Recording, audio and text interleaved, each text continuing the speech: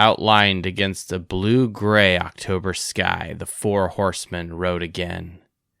In dramatic lore, they are known as Famine, Pestilence, Destruction, and Death. These are only aliases. Their real names are Strolder, Miller, Crowley, and Layden. They form the crest of the South Bend Cyclone, before which another fighting army team was swept over the precipice at the Polo Grounds this afternoon, as 55,000 spectators peered down upon the bewildering panorama spread out upon the green plain below.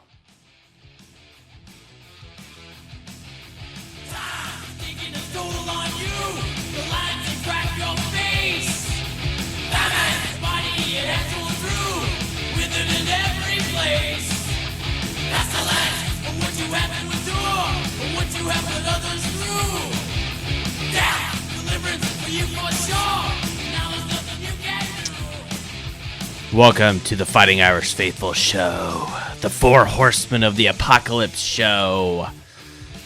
It's actually really volume 141, not volume 666. Season 5, episode 22. Thank you everyone for joining us. It's finally Army Week and Notre Dame's finally playing a ranked team again. But yeah, we're going to make a lot of references to the Four Horsemen.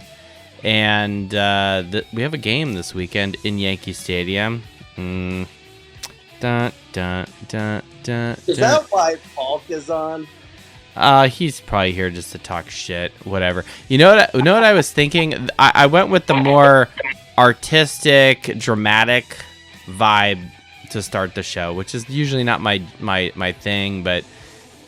You know, it's 100 years since the Four Horsemen, right? You know, it's really 100 years in like a month, but you know, details. You know that scene, the opening scene in The Princess Bride, where Fred Savage is playing that baseball game, and it's dun dun dun dun dun dun. You know that? I was thinking of playing that because we're playing at a baseball field today on Saturday. We'll talk a little bit about that. But yes, thank you. Welcome. And thank you everyone for joining us. Welcome to the Fighting Irish Faithful Show. Thank you for making me part of your commute, your work day, your chores, you know, whatever you do, when you listen to us, we're happy. We are here to entertain you. Are you not entertained? So we're here, we there. And we will go over lots of show prep today, man. I've got 3 pages in the notebook here, which most of you who know me know it's more shoot from the hip, and it's all in the spreadsheet. We have alert, stat heavy, alert. No, honestly, it's kind of more. I was actually thinking about that today while I was out running errands. I was like, it's not as stat heavy as one would think. It's more like just information overload, just because there's a lot of other stuff going on, you know, and it's a Shamrock series, and just like you know, so there's all sorts of stuff to get to. So I'm joined by my co-host. Who is this person that's with me who's talking? Oh, you know, it's Red Snapper 9098, also known as West Coast Irish. How are you, brother? How's well. The weather out there? And right now, it's actually really good. I cleaned the garden out, but there's a little section of the herb garden I left because at first I thought it was weeds, but no, it's a bunch of cilantro that's just growing crazy. So I'm like, well, I'm just going to leave it there because who doesn't like fresh cilantro, right? You're un-American if you don't like fresh cilantro. Ring the bell. The bell. Yeah, exactly. But we're supposed to get a frost on Thursday. Real serious frost, potential snow here. I don't know what the weather's going to be like in Yankee Stadium. I don't think it's going to be that. But that being said, yeah, we're on frost alert here. All right, let's get to some people here. I was gonna bring Luis on, but it looks like he dropped off. Maybe he went. Prior to the show, we were talking about tattoos and the Four Horsemen. So maybe he got off and he'll come back with a Four Horsemen tattoo. I don't know. He's gonna prove his allegiance here. But anyway, first, before we get into the game on Saturday, I know Big Shamrock Series game against no, sorry, Adam, it's not in Vegas, but it's in New York, which is cool too. Maybe not as cool as Vegas. It's up for debate. New York's a pretty cool town. But that being said, we have to discuss this Virginia game. We won by a sizable margin. We won by 21 points, right? That does not suck. But the spread was 23. So I feel like there's some angst out there. And I mean, we did go up in the playoff rankings. So that's really what matters, obviously. Now, Sagarin bumped us down a little bit. We were 5th last week. Now we're 6th. Our strength of schedule went from 66 to 67. Like, is this really the noise, right? I don't know. But that being said, we do need to talk about this Virginia game. And my personal opinion, I think we could have hung 60 points on this team. Red Snapper, I don't know. What's your vibe with this Virginia game? Oh, absolutely. And part of me was, after the first series in the third quarter, why didn't we just continue to run the ball? I'm not jumping to the third quarter right away. Most of my notes actually take place in the first half about what I want to get to, but I will jump down to that. Yeah, no, we had an interception right near the beginning. So, yeah, it's a little deflating there. But then they went 3 and out, so that's cool too. Yeah, so I don't know. We can get into the vibes and the negatives and the comments and whatnot about the Virginia game. But prior to doing that, I think we're going to bring someone else on here who's been invited to speak here. Captain! What the hell? Come on, Wookie. I'm good. There he is. You there? I'm here. What's up, everybody? All right. You wanted to speak, man. Here's your time. Well, bring it, baby. What's up? Rip it and rip it. I personally prefer "Take Shit by Storm." That was my favorite Wookiee quote. Yeah, take shit by storm. But yeah, now we're just kind of finding ourselves getting through it and just like kind of moving with the vibe. But it should have been a lot more than what it was on Saturday. In the Virginia game. Yes. We should have had 2 scores in that first quarter. Mm-hmm. I just don't know what was going on. Like, we just looked like shit in the beginning of the game. Like, I have no idea. Yeah. I've got some comments about that here. I mean, we can jump into my. It's not really a statistical piece. It's more. All right, we'll just do it. All right. So here's the deal. Why do I think we should have hung 60? I'm not trying to start negative with the show. That's not the point. But it's like we're leaving this game. Shit's getting real here with the playoffs on the cusp. Style points do matter, right? We don't have a perfect record. So we just can't be like Oregon and just skate by. And not that Oregon's really doing that. They're a legit football team. But there's a lot of things, and I've got 8 specific points in this football game that are deflating. And ergo, why we probably lost or took 31 points off the scoreboard. First and foremost, high level, with my end of the game breakdown, we were on third down percentage. Guess what we were, Wookie? Just pick a random number percentage out of midair. What were we on third down conversion on offense? Virginia? Yep. I'm This game. gonna say 30%. Less. Lower. Lower. I was gonna say Less? around like Overbid. 17, Okay. 17%. Wow. Less than that. Oh, you gotta be kidding me. 8.3%. That's a problem. 1 out of 12 third down conversions. 1 out of 12. 1 out of 12. Isn't that terrible? Are you fucking I don't know if kidding that's me? the worst it's been all season. It's pretty fucking bad. It's 20%. What game is Wait, that? how do you not know? You got No, I have to look. 20%. I'm scrolling to the left in the spreadsheet. 20% was Louisville. Yeah, this is the worst. Second worst was actually the Texas A&M game. It was 16%. So this is the worst we were on third down.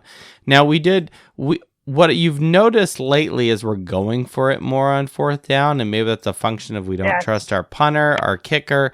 That's a shout out to you, Mac, who's not on yet, but at least I don't see he's on. But Kevin Davis is on. What's up? We also trust our defense really well, so we'll bring the Secretary of Defense on.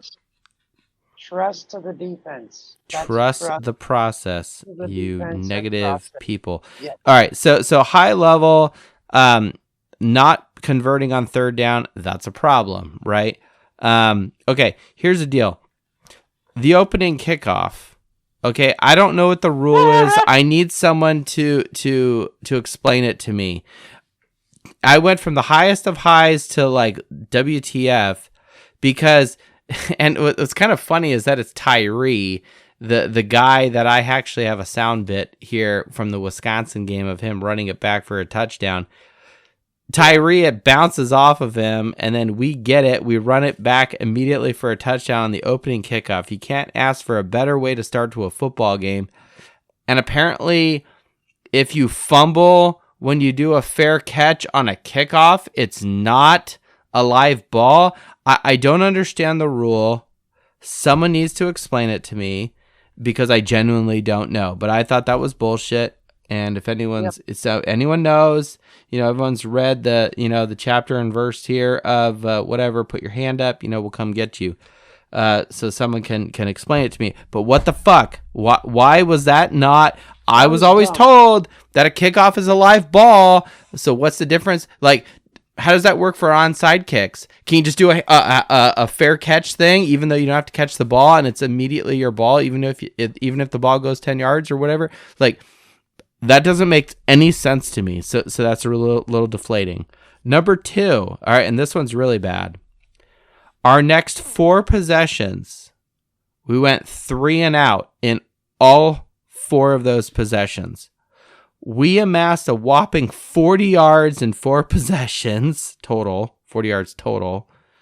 4 of 6 on passing for 32 yards and 6 rushes for a whopping 8 total fucking yards. Bad. Okay, well, there's a touchdown in there, right? So we're up 7-0 at this point. But, okay, that's the second thing. A little deflating. Then, the third item, Max Hurlman, punt return, fumble, bounces off of his chest or whatever, and then we give the ball back to Virginia. Until Virginia then fumbles on our 12-yard line. So, thank you, Rod Hurd II. He's our transfer from Northwestern, if anyone's paying attention to this. And it's, of course, picked up by Xavier Watts, right? So, hooray. Hooray for our side. Okay. Then we go 88 yards and we tack on another touchdown. So now we're up 14-0. Finally, after all that saga. All right. So that's the third thing that's deflating. Fumbling on a punt return. What the hell? Okay. Then the fourth, these next 2 are in the same damn possession. Jaden Harrison's 78-yard touchdown reception is called back for a illegal hands in the face penalty. That's a little deflating. 2 plays later, Jordan Faison's the fake punt. The fake punt heard around the world that everybody loves. It's called back. At that point, it should be 28-0. Okay, it's not. It's 14-0. Okay, is ridiculous. Okay, that's the 5th item. And we're still in the second quarter here. 5 items that are deflating for this football team. Sixth item, Riley Leonard has an interception. They go 3 and out, and then later we have 3 plays by Love. We go 76 yards for a touchdown. Hooray! Okay, cool. Okay. We had a turnover on downs in the second half in the red zone, so that's a little deflating, right? That's 7 points missed off the board. And then later in the game, Zach Yoakum, he misses a 36-yard field goal, right? So you add up the opening kickoff return, Jaden Harrison or Faison's, play, pick one of those that's called back, the Riley interception, whatever, turnover and downs, and a missed field goal from within 40.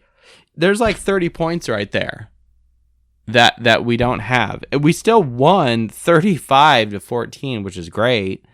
But, I mean, we easily could have had 60 points in this game. So, I wanted to go through that. That was the angst of the game, and that was the thing that was really bothering me. And I literally watched film today and was play charting, and it was like, okay, this is what bothers me. So that's kind of the bullshit there behind this. So, Mike, 5 Foot Nothing Pod, what's up, man? Comments. I know you got a comment. Yeah, I do. I'm not saying you're wrong, but we scored three touchdowns. I've got a scotch in my hand. I'm ready to argue. Go. Hey, I've got a beer. Let's go.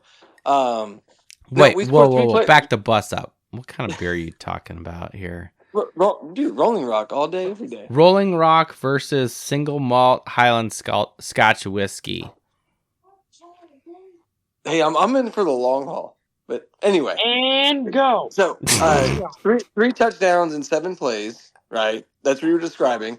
And you're like, oh, we should have been up 28-14. But, well, no, because if the Harrison touchdown counts, it's 21-14, but it's not. If the Faison touchdown counts, it's 21-14, but it's not. But then, ball don't lie. 14? They didn't have any points. Not 14. I'm thinking we had 14. To go to 21-0, it didn't. It went back to 14. To go to 21-0, it didn't. It went back to 14. Excuse me. Okay. Then we ultimately got the touchdown. It sounds like we should have had more points. I'm not saying we shouldn't have. But to say that those were 3 touchdowns that should have been on the board is inaccurate because if one of them counted, that's not what I said. I said you could pick any one of these things that results in touchdowns. My issue with the game wasn't that we only scored 35. The offense wasn't perfect.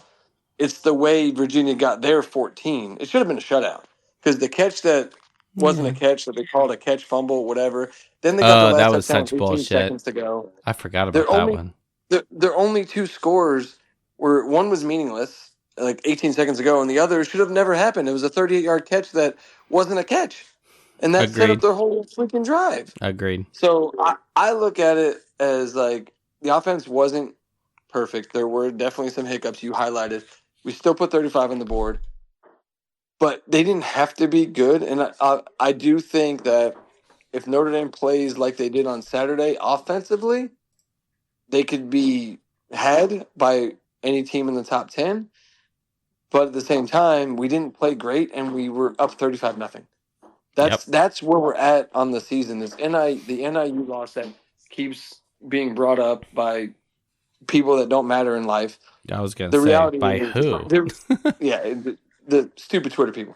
But the reality is... USC fans and LSU fans. Basically. But the reality is Notre Dame has gotten better. In fact, for my show, I stopped doing previews because I was a jinx. Since I stopped doing that, Notre Dame is winning games by a score of 44-8. Yeah, I don't do previews anymore. I just do a recap and I cut it off because I figured out the system. It's for me only, but Notre Dame wins 44-8 on average when I don't talk about the upcoming opponent. Whoa. So, it sounds like there's some statistical basis behind this. Well, so I previewed the first game of the season, A&M. We won, whatever. Then I previewed NIU. Whatever. That's one of our best win. That's probably our best win of the year. But the margin of victory is that's what I'm pointing at. We won by 10. The next game was NIU. I preview it. We lose. I got so pissed off. I said, "Screw previews." We win 66-7. then we won 28-3. That's the Purdue effect. Yeah, and they're like, "All right, we're back." So I previewed Louisville, and that was too close. Louisville. Then I said, "I'm not Louisville. I'm not going to preview anymore." It's Louisville. Whatever. I'm not going to preview anymore. And since then, Notre Dame's been winning by games average 44-8. Are you shitting me? Yes. Wait, Yeah. wait. It's all your fault. So Okay. wait, did you not preview Miami, Ohio? Nope. What about Georgia Tech? Nope. Really? No, I'm telling you, the only 3 games I said Damn. anything about the opponent was A&M, NIU, and Louisville. Really? Those were our closest games of the We season. might have found the wrinkle here in the space time continuum here. We got a What the wrinkle. fuck? We got a wrinkle. Hey, I'm not saying it's. Oh my gosh! I'm a superstitious guy. I'm sticking with it until it no longer is a thing, and so far it's still a thing. So, like, I wanted to talk about Army just because Shamrock Series. It's in Yankee Stadium. Go Yankees! I'm questioning all that the stuff. status of your socks when you actually played ball, because if you had a great game, I guarantee you those socks did not get washed. Oh, dude! So when I played baseball, I I had a pair of they were not like sliding shorts, kind of, but just like compression shorts. By the time I graduated high school, they had so many holes in them on the seams. I still wore them, dude. No fear. We found the wrinkle in the space-time continuum here. What's funny is you're playing Back to the Future, and you know my tagline, so it worked. Oh, you mean that? You mean this one? Yes. This is the walk-up music for the 5 Foot Nothing pod. Why you don't start every show with this is beyond me, but whatever. It's not Irish. That's all. McFly? It's not Irish enough. McFly is not Irish? Well, the song is not Irish enough. No, it's Southern. Yeah. But man, you got it just fired up. I love it. He ripped it though. Grip it and rip it. Wookiee's gripping it and ripping it here. All right. No, I don't want to. I want to let other people talk, but no, the Virginia game was just another highlight of what our defense is capable of, regardless of who is out there. Yeah. The other thing I noticed about defense was how much youth we had and how well they played, and that's a testament to just the constant subbing in that's been going on to keep guys fresh, but also as guys who've gone down, the guys that are stepping in have some experience and they're relying on it. So you see the translation, I think, a lot smoother than you see with the injuries from the offense. Well, dude, if you had told me, by the way, your number 3 cornerback to start the year is going to transfer out and your All-American cornerback is going to be done for the season and we're going to be fine, are you what? We are fine. Exactly. That's crazy to me. And obviously the skills that these players have is part of it, but I think a lot of it has to do just like, how can it not be Al Golden? How can you not attribute it to Al Golden based on? Oh no, the guy's a fucking wizard, man. Al Golden, baby. He is a wizard. Absolutely. And that's the one thing that, people want to point out. Well, what Notre Dame's offense is, Riley Leonard gonna do what he does against better defenses? Is this or that? Well, what is the opposing offense going to do against Notre Dame's defense? Nobody seems to focus on that because offense gets all the glitz and glam. But the reality is, like, I don't know. Nick was listening, but that people keep saying, "Oh, if A&M and Notre Dame played again, imagine what would happen." Marcel Reed. I'm like, you don't think Al Golden would have had an answer for Marcel Reed? Like, I don't understand. We're playing with the continuity of the defense as it is right now. Exactly.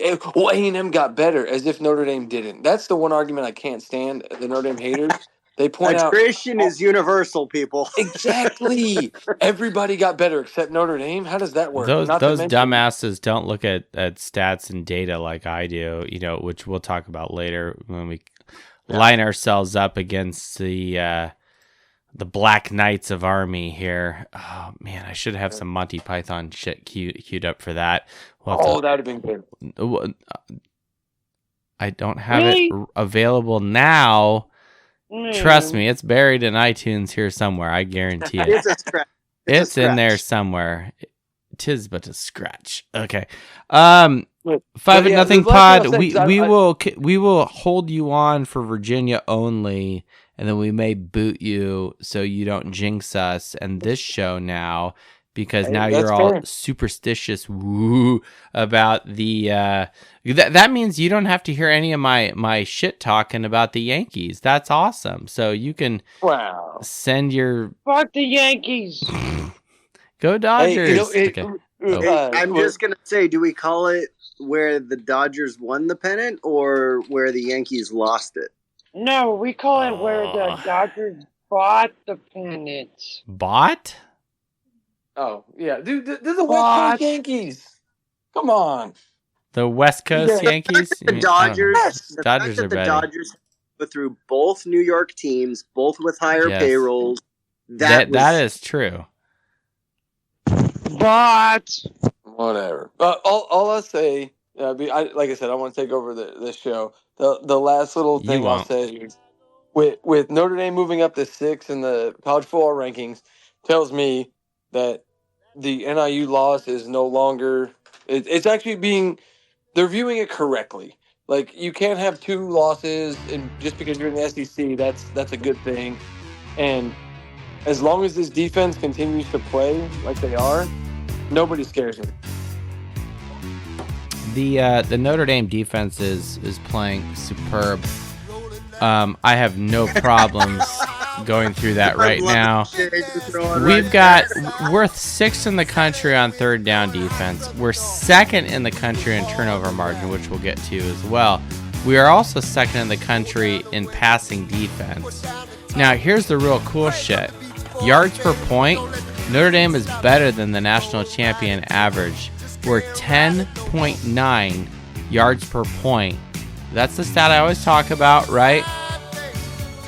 What's the national champion? 11.8. I know I'm fighting Randy Newman here, but this is done deliberately to piss off 5-0 pod and Coach Barsegian, which we can bring on if he wishes to gripe. I love it, Jade. World Series champions, baby. And then on offense, on rushing, our rushing attempts per touchdown, 11.3 attempts per touchdown on rushing. It's amazing. It's better than national champion average of 15.9. Now, I did mention all the negative bits about the game, but I didn't talk about the good. Did someone have something to say there? I don't know. Well, I was only gonna jump in real quick just to say they're talking about the touchdowns per rush and our rushing offense. It's attempts per touchdown. Get it right. Well, but what I was gonna say is that we didn't need. Riley Leonard was not utilized in the running game because he wasn't needed in the running game. So that is true. He had 0 rushing touchdowns tonight. All my stats that are positive about him are actually in the passing game. Yeah, he only had like 32 yards rushing. But with Love and Price, you don't need Leonard to step up every single game. But yeah, it's there. You know it exists. You know it's there. Yeah. So should the game have gotten closer, you probably would have seen Leonard get a few more design runs and utilize that part of the offense. I really think despite the offense not looking great, we didn't see what our full offense could look like because there were parts that just weren't utilized, such as Riley Leonard's legs. That is 100% well. And correct. the other thing I like about it too is that you do see the offense kind of stretching its legs with the passing game. They are putting an emphasis on it because we do need to be more well-rounded when we get to playoffs. So I think there's an overemphasis to it just to build some experience, build, some kind of a foundation that we can rely on going toward playoffs. It's all good, man. It's all good. The defense is doing well. And I've got some good stuff here. Let's take a pause here from the notes here and from me tooling around on iTunes. Let's go over to Fivers, who's been patiently waiting. He's been a very loyal foot soldier here. Fivers, what's up, man? What's your walk-on music? I didn't think that far ahead. Oh, come on. Think of a dope song you like that I have in my library. I don't know what's in your library. What? Just think of a dope song, and it's probably in my library. Pretty much anything. Nah. I'll Alright. save it for when we win the national championship. Oh gosh, man, you're all right. Fine, that's fair. Fivers, what's your thoughts of Virginia, or any thoughts about why the Dodgers are superior to the Yankees? This is a football show, not baseball.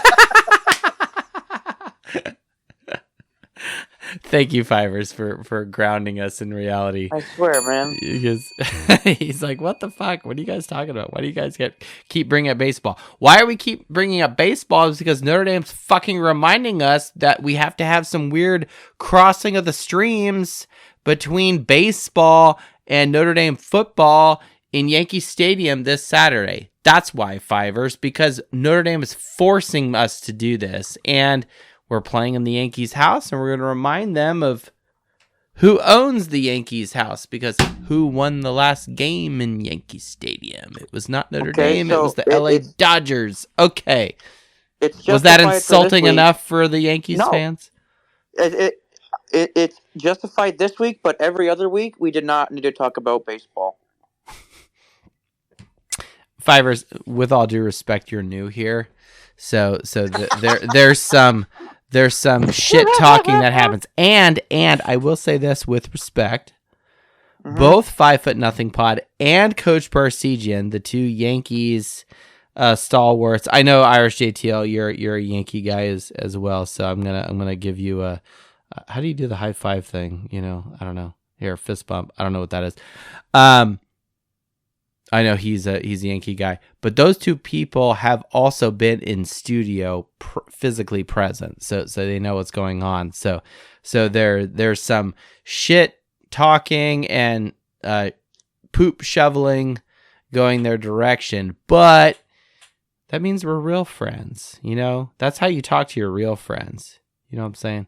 All right, Fivers, let's go back to Notre Dame football. Floor is yours, my buddy. Let's go. Hang the refs. Hang the refs. Yes. Yeah. Which one? What pisses you off the most? For me, it's the punt, but I think I speak for everyone when I say it's the punt. It's the punt. But no, agreed. Illegal formation. What? What the fuck? And then there was 7 people on the fucking line. Too. And he wasn't even under center either. No, he's off the guard. Exactly. And I'm like, and then they were talking about the numbers, and I'm like, I've never heard this before. They're making up shit to fuck over Notre Dame now. Yeah. I mean, I'm sure it's some bullshit rule that's actually in the rule book, but the fact that this guy actually knew that wrinkle of that rule. Well, actually, that flag. Like, with the way numbers are nowadays, it's not like when we played. Like, you had specific numbers for specific positions. Now, there's a lot of numbers besides your guards, tackles, and center that you really don't need. And the fact that people can be eligible based on their lineup, and it's not number-based anymore. Like, yeah, so I think that rule's outdated. It needs to be changed, and this game will probably be the catalyst for it. But absolutely asinine. Like, who the hell? You're telling me in the history of college football, in the last 10 years, not one other team has lined up a punt with the wrong number on the offensive line with the 7 that are supposed to be at the line of scrimmage? Yeah, give me a fucking break. Shit. Yeah, That's is the back judge up there going like, wait a minute, you're not a number 70, you're a number 15. You're not supposed to be on the line. Nope, flag. No one does that. Just bullshit. Yeah, there's been more 1-point safeties than that call. I don't understand it. And then I've never heard of this. I don't understand the kickoff where it was I don't. supposed to be The 7 kickoff points. is confusing to me. I'm sure there's something out there, but I'm like, because I get the thing with the ref. You know how the main ref. You know he will spin his arm in the air like he's trying to loosen up a bottle of ketchup there. But that being said, it's like, huh? Like it's a live ball. He wasn't in the end zone when it happened, and it's like, I don't know. Maybe it's some like wrinkle with the fair catch. I don't know, but that one pisses me off too. It doesn't piss me off as much just because I know it was Chris Tyree with the ball. So yeah, I guess. That makes. But Tyree aside, I was kind of surprised that that's actually what he did. But like on the other side of it, I'm just like, well, okay, like it's all good. But at the same time, it's like, why the hell did they?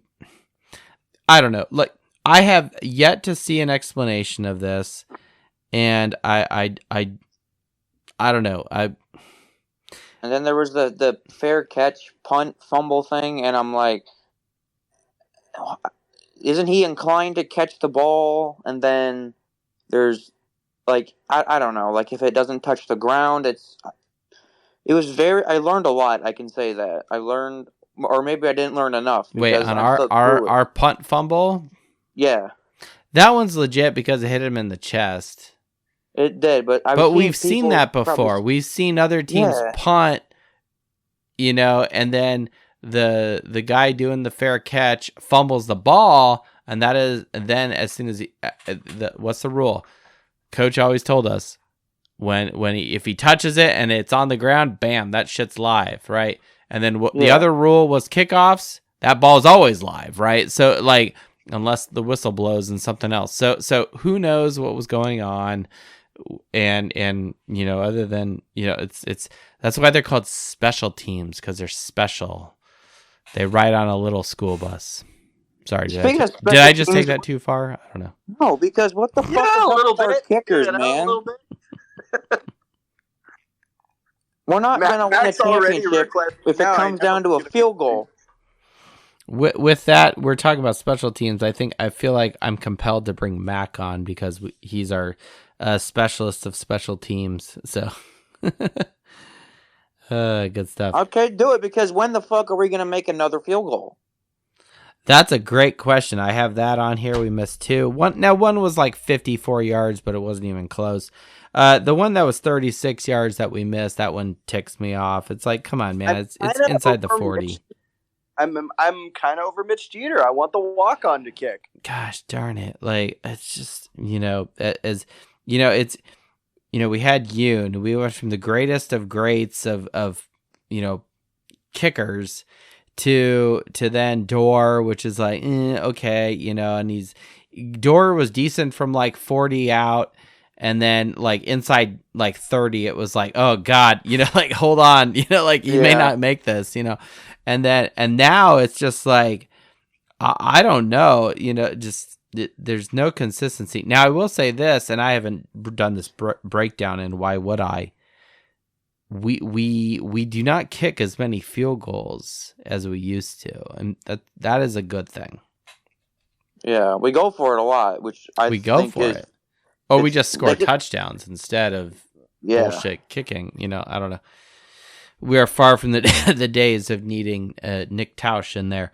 All right, let's go. Let's go back to the numbers real quick, because all the kickers now have like 90. They're like in the 90s in the uniforms. When like I remember when they were like number 3, number 1, and all that. So what was Yoon's number? Does anybody know that? I don't know. He was 19. He was 19? Okay. Yeah. So when I played football, usually all the bigger numbers were for the bigger guys. True that. So I'm just like, when did we just like all of a sudden, hey, you can be whatever you want now?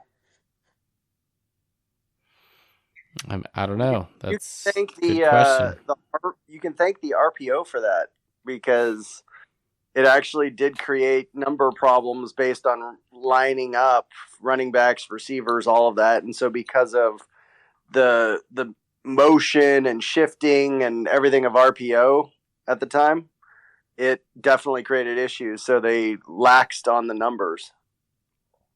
Good stuff. So get rid of the number penalty. Exactly. Do the numbers matter? It's an old rule that probably needs to die. Yeah, I've never understood the number thing. with respect to football, and like you see this a lot in the NFL where they're like, oh, number so and so is an quote unquote eligible receiver. I don't watch enough NFL to make sense of that.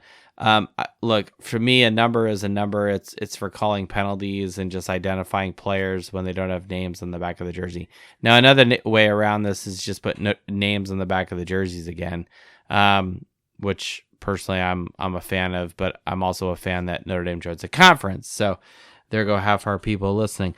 But I have my reasons, and it has nothing to do with the current playoff format. That's, if anything, that helps my argument. But anyway, we don't want to talk about that tonight. We want to talk about some of the good as well with this Virginia game, and also the Army game going up. But before we depart from that, Fivers, anything else you need to leave us with? Otherwise, we're going to jump on. We got a ton of people listening. Really appreciate everybody. We got some loyal people. Definitely gonna get the front man up. Got him locked and loaded. Yeah, we got Luis going. Look, but Fivers, we'll give you the floor. A positive is that Marcus Freeman is becoming electric. Like, he was livid with the punt thing. Because they were all saying that they talked to the officials before the game, and then they gave it the okay and whatnot. I did hear about that, yes. So I'm just like, that took me back to the last year of Dallas versus Detroit, or maybe it was earlier this year, I don't know, but where they had the ineligible receiver guy or whatever. Yep. But I don't know. It's gonna be. I'm not sure if I'm going to be able to watch the Shamrock Series game, which is very unfortunate. Oh, you're going to a birthday party too? No, I'm not. I'm going to Florida. I'm you're gonna go hang out with Wookiee. Dope. Yeah. Yo, where are you at? Where are you going to hang in Florida? Somewhere on the beach. I'm in Tampa, baby. Come on. Oh, it's not by Tampa. It's like far south. The Everglades. I don't know where. With the alligators. No, it's somewhere in Florida. I'll tell you that. It's on the Gulf Coast. I think, have that's irrelevant. Other than Alaska, I'm pretty sure they have the most coastline of every state in the union here. Okay, so Hawaii. No, Hawaii does not nearly have as much as like California or Texas. Hawaii's small, man. I realize it's all islands, but anyway, all right, Fivers, you're done. All right, thank you. Okay, bye. I mean, we're not kicking you off, but it's like one of those things. All right, let's bring Luis on. I'm sure he's got some fire. He's gonna spit at the refs, or he's just gonna throw shit at USC. Maybe he's gonna talk trash about the Army. That's actually cool. Only this week, right? What's up, Luis? Live. I defer my time to the man from Reno. What's up, guys? I'm just pulling up right now after my son's practice, watching wrestling thing going on. So besides Notre Dame football, that's the only exciting thing that's going on in my life right now. Okay. But about those, I mean, so to be honest, just getting in that work mode, bro. I don't got no days off until I head out to USC country. So I gotta roll deep that day. So but I do want to say though is just there's a lot of positives about this. We're seeing a coach coming to his own.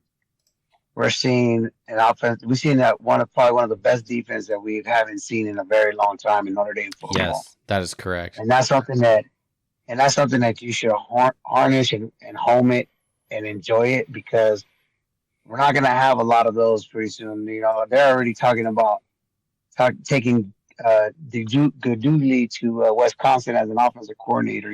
So Oof. What's going to happen? There's a lot of stuff. That's why I tell you guys, let's enjoy the moment that we live right now. Let's enjoy this inspiration, this coach that I just feel like he's only getting better and better, and he's doing it at Notre Dame with everything in mind, all the passion, all the love, and it's like we have to keep this guy. This guy is what's going to be our next Newt Rockney era after 100 years. Ooh. You know what I mean? Yeah. I really believe it. I could just feel it from him. I mean, he just inspires me as a person, as a human being. as a coach, as a father, just, hey man, he has 6 kids, bro. He's making sure his kids see what he does, Yeah. and that's kind of like what I do, and that's why I admire him so much as a person. As a coach, he has a lot to grow into, and he's learned a lot too, But other than that, guys, I mean, Army, I'm not really tripping on Army. I'm not really sweating Army. I'm worried. I'm not even really worried about USC. We just got to worry about ourselves. And I want an SEC team come to Notre Dame, There you go. get their asses smacked, run down that ball down their throat, show what Notre Dame's about, and then tell them how you like to be a South Bend, little boy, in the cold. You talk all about that smack over the summer, and you talk about you guys can't come over here because you guys can't hang with SEC heat. Man, you guys are the ones that were throwing them, not us. And then you come to the cold and we smack you and send their asses home. That's what I want to see. Yes, the it's looking more and more like it's going to be a cold, gloomy day in South Bend. Coldest I've ever been in my life is in South Bend. Same with the doc, and she's from Eastern Washington, near the Rocky Mountains, right? I'm with you, Luis. It's looking more and more like Notre Dame's going to host some SEC team or something like that in our stadium. I mean, look, the rankings came out tonight. We're 6th in the playoffs. We're looking really good. We're 6th in Sagarin. This is suspicious. This is fitting with the 4 horsemen of the apocalypse. We are 6th in the college football playoff rankings. We are 6th in Sagarin. We are 67th strength of schedule. We are 6th in the AP, and we are 6th in coaches poll. Spooky. It's a little spooky. It's one of those things where, like, no matter what, people are gonna hate on us because they can't be like us. Period. Yeah, they don't like the fact that we're not in a conference. They don't like the fact that we get to do whatever we want. We really don't. You know what I mean? And yet we're scheduling them to play us, to play Notre Dame at Notre Dame, do a home and home, and yet we'll still get criticized because who knows what's going to happen by then. You know what I mean? But what I want is just things to be transparent. And they're never going to be transparent to the point where things are going to be perfect. But you know what? We're playing anybody, any place, anytime, and we're bringing you the fight. Let the best man team. We're gonna win some, we're gonna lose some, but no matter what, we're gonna hold our head up high and be proud of our team because we're doing what Brian Kelly couldn't do, and we're showing the nation that we can recruit and we can play with everybody. Are we gonna win them all? Maybe not, but we're gonna be there. And when we do, us as fans, we need to show up and support our team. That's one thing I am disappointed was to see all that empty seats on senior day. Yeah. Man, they seniors bust their balls for us. They bust their asses for us. They make us exciting when they do win. They do all that at least we can do as fans is show up. I think part of that too is going to be as the weather gets progressively colder, the wine and cheese crowd is going to come out less and less. Yep. Exactly what I cannot wait for the regular season and those regular season seats to be used through the playoff system. Everything else, like, you're going to see a different crowd in the cold at Notre Dame. The tailgates are going to be lit, and you know that stadium is going to be rocking because everybody is going to be on their feet to stay warm. Everybody's going to be cheering their ass off. Everybody's going to be 3 sheets to the wind because it is going to be a fucking playoff game. It's going to be great. Get Bama, I hope it's Bama. I hope it's Bama or Ole Miss or whatever it is. And I'm kind of taking a page out of Luis's book here. I don't give a shit who it is. Okay, right now it looks very clearly that Notre Dame will be hosting a home playoff game, which is what every Notre Dame fan wants. Okay, for all the reasons we just described. Luis, you were talking about Marcus Freeman, the success he's having. I just did a quick survey of his losses, okay? There's really, in his tenure as our head coach, and you can even throw the Oklahoma State game in here. There's really only 2 games in here where I think he was outcoached or outmanned that we lost, and it was in his first year. That first game at Ohio State, they have so many weapons, right? He was a new coach, whatever. And that was a good Ohio State football team in 2022. And then USC, they played very well. And the refs, did not call holding in that USC game 2 years ago. But that being said, other than that, every other loss, you can hang on, Notre Dame just fucking up or just playing shitty, too many mistakes, turnovers, whatever. Like Louisville is probably one of our worst loss. It actually is the worst loss of the Marcus Freeman era, a loss by 13 points. Okay. But that's not necessarily because Louisville was so great. Yes, they won, no disrespect to Louisville. But we turned the ball over. We played like dog shit. We let the environment, take over, right? Like Notre Dame beat themselves, same with last year, Ohio State, right? Someone's hot dog wrapper could have blown differently in the wind in that game, and we win that Ohio State game. Clemson, we just beat ourselves. Our offense was dog shit. We just did not play well. There's so many of these games, most of these games that we have lost under Marcus Freeman's, that go on his record are because that we just tripped over our own shoes. Okay. But Marcus Freeman is doing very well. He has a 75.7% win percentage. And we're facing off against the coach, Jeff Monker, who's undefeated right now, 9-0 this season. But right now at Army is sitting at a 59% win percentage, right? So this is outside the normal expectations of what we've seen from Army. So I'm very curious about this, and they're playing very well, and they are ranked 19th in the playoffs. But I mean, let's not sugarcoat things, okay? Their schedule sucks ass, okay? Their talent is not good. Army has a strength of schedule of 137. Their talent over the last 4 years, 4-year recruiting, granted, you got to be recommended by our congressman to go to West Point, but their talent is ranked 131. It's slightly a hair over what Navy is over the last 4 years. And that's exactly what I'm talking about. Like, look at what he's doing with what he was given and with the talent that he had and what he inherited. And not only that, how much of that has he enhanced? And not only has he enhanced, he's never coached. He has never had a practice coaching gig to set him up for success. He literally went pedal to the metal at Notre Dame. And yes, he has had some embarrassing moments that I wish he looks at it and is like, this is crazy. You know what I mean? But look what he's doing now, and I just feel like he's coming onto his own. And I always say, patience has its virtue. I say that to my sons, I say that to my friends, I say that to everybody. And us fans, patience has its virtue. And I hope baby Jesus hears me on this one. Because I'm telling you right now, if this guy if we make it to the Final Four with the roster that we have, I'm not worried about next year's roster. Yeah. I think we're going to be beast mode as next year as well. We have that quarterback in that room. And I'm ready to ride with them no matter what. But I'm talking about as fans. And I get the wine and cheese fans and all that stuff. You know what? You need to set them aside, bro. You need to let them have their own section and let us real fans go out there. I don't care what it is, but we need to start showing up to these games. But I get it too, though. You know what I mean? It's not like inflation ain't a real thing. Inflation is a mother, you know what? But it hurts, you know what I mean? But when it comes down to Notre Dame football, man, I'm literally, to be honest with you, this is how much I love my team and I love Notre Dame.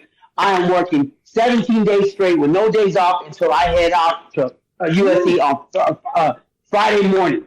As soon as I get out of work, I'm gone. I'm leaving Reno, Nevada at 4 p.m. to head to Fresno to go say hi to my mama and my cousin and I just posted the change that I got for my sons, my nephews, and the jerseys that are coming in. I'm ready to go. I'm ready to rock. Man, bro, we're bringing bougie back, my boys, and we some bougie ass guys from California. You know what I'm saying? We represent. We look good, smell good, dress good, and play good, and that's how Love we're it. gonna play at Notre Dame. And we're gonna be at that USC stadium and let all y'all USC fans, hey, you all suck. You know what? And Notre Dame is here to rock ass. Nice. I love it. Luis, let me ask you a question. Have you ever been to a game at Notre Dame in South Bend? No, I haven't, my friend. All right, stay abreast on that. We've got some people who know things, people who are connected with things, and just keep doing your thing, and we'll go from there. So, all right, Luis, any other thoughts? We're gonna move on. We're getting close to an hour in. It's time flies when you're having fun, right? And you're talking Notre Dame football. Hey guys, this Thanksgiving coming up. And I just want to say thank you to all of you, all your blessings, and love your loved ones, because nothing's guaranteed the day of tomorrow. Live each and every day like if it's your last day here on earth, because we don't know when our time will come.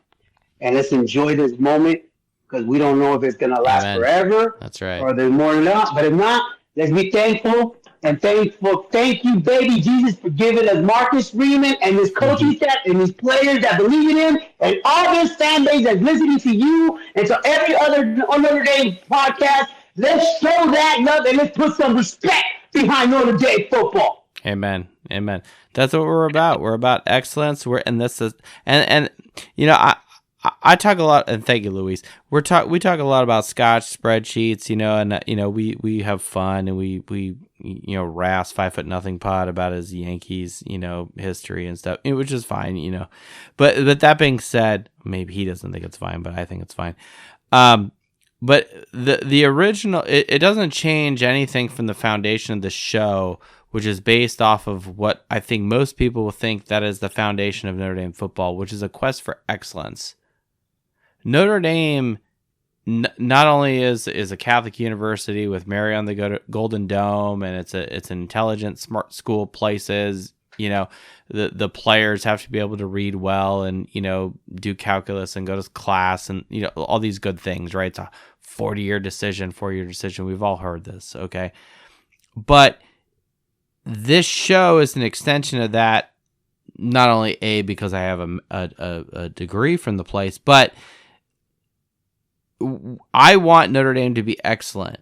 And that's why I compare Notre Dame to national champions. Not because I'm trying to be an asshole, and not because I just want, us to win. I do want us to win. But what's behind the win is excellence. And excellence in college football specifically is about comparing yourself to other teams that are excellent, and that's where this show lives. And we will never stray from that, and that is what we do, and that is why when I can say with confidence that Notre Dame has finally eclipsed the scoring margin, percentage, what have you, the last 2 weeks is great. National champions over the last 10 years average a scoring margin of scoring offense minus scoring defense, right, of 25.7. Notre Dame last week was 27.2. This week we're sitting at 26.6. Good stuff. And we've never been able to do that, okay? The scoring margin, now granted, strength of schedule is a little low, okay? So I'm with you guys, and when I look at some of our stuff, right, our record versus top 25 teams in Sagarin, there's only one team on our schedule that we've played thus far that's in the top 25 of Sagarin right now today, and that's Texas A&M. Louisville is screwing the pooch, and it was them last week. It's not them anymore. So that doesn't, that may detract a little bit from, what the pundits are saying, but no one is saying that, right? Everyone's, comparing the NIU loss and other shit like that, right? Which is fair, because that actually happened, but it also doesn't change the fact that, look at the scoreboard. Look at the stat sheet. Look what Notre Dame's doing on defense. Fuck, we're 6th in third down defense. We're 6th in rushing defense. We're 6th in total defense. We're 4th in red zone scoring defense. On and on and on. Like, there's good shit that's happening at Notre Dame. And this is where we need to go. Let me get a quick good stat piece in here, and then we'll jump over to Adam Dowling. Adam, stay tight. Real quick. A couple good nuggets here from this Virginia game before we jump over to Army. Riley Leonard, probably one of his better games. I know he had an interception here or two, what have you, but he had 3 passing touchdowns on 33 attempts. That's an attempt to touchdown ratio of 11. Do you guys know what national champions do in this statistic?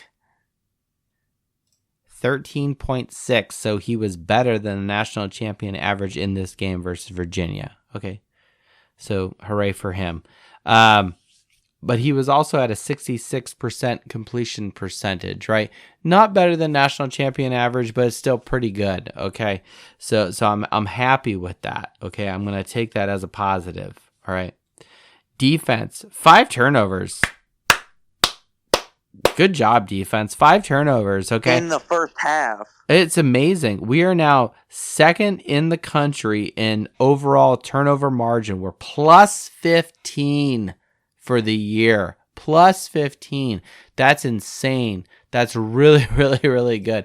We're second in the country. I think we're behind James Madison or something like that, right? National champions are 24th in this statistic, averaging 8.2, okay? And we're almost double that, right? So hooray for our side.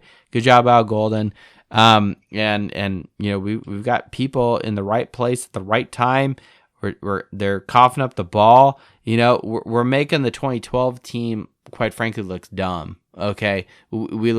Our defense is way better than that 2012 team, and no disrespect to 2012, but this defense is amazing. And then last but not least, RTDB, 234 yards on the ground. We had 32. We right now are sitting at 32 rushing touchdowns total for the season in 10 games, and the reason why this is important is because we're on pace right now to surpass the 2017 rushing touchdown total. Most recent rushing touchdowns in the last 15 years was the 2017 team with Wimbush and Adams, etc. That 2017 squad had 35 rushing touchdowns over a period of 13 football games. We're lying 10 games, and we have 32 rushing touchdowns. So right now we're on pace to beat that. Wimbush in 2017 had 14. Adams actually only had 9. Then McIntosh with 5 and Dexter Williams with 4. There's a couple other guys. Actually, that's it for that squad. Now Notre Dame's a little more spreading the ball around as far as people who have rushing touchdowns, but the top 3 people on the podium right now, Leonard has 13, Love is 12, Price is 4. So right now we're definitely on pace to surpass the 2017 squad with respect to rushing touchdowns in recent years. I didn't go back in history as far as like, okay, when Vegas Ferguson was, rushing touchdowns, or Jerome Bettis or Autry Denson. I didn't go that far back, but we're doing really well with rushing touchdowns. I'm very happy, and it's great. Notre Dame right now is 6th in the country in rushing touchdowns, but we're about to play a team that's 4th in the country that does have 35 rushing touchdowns thus far. So those are the goods and the benefits I see from our football team post Virginia and going into Army. And that's that. Adam Dowling, what's up, man? You're on mute. Maybe you're just listening because I know you got work in the morning. But Adam Dowling, jump on. It's been a while. What's up, guys? I'm back. You're back. You done hanging out with the wine and cheese crowd, and you're ready to jump in with the real fans, or what's happening? My work schedule's a little.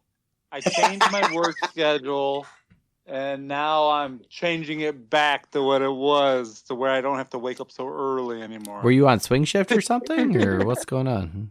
No, I just with the different positions I had, I was definitely starting at. I was definitely starting a lot earlier in the morning where I had to get to bed. You like still an working at the hour ago. refinery there? No, I actually moved. Remember when I sent you those pictures of like everything like exploding? Yeah. Well, I decided to get out of there for a little bit. Okay. And I took a different job. And Like a it work was from home job or? No. I'm not judging. It's okay.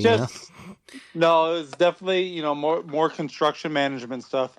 But I was having to work more. To make a long story short, that I was kind of lied to on my position I was taking. So I realized that the people in the refinery still want me back. So I'm going back there. So Does Mrs. Dowling know this? Yeah, she knows. Oh, okay. Knows. So you cannot hide anything from Mrs. Dowling. If anyone's ever had a job where they were promised something and they had to work more than they were promised to, you know where I'm coming from. I was a restaurant manager for 20 years. Trust me. I know.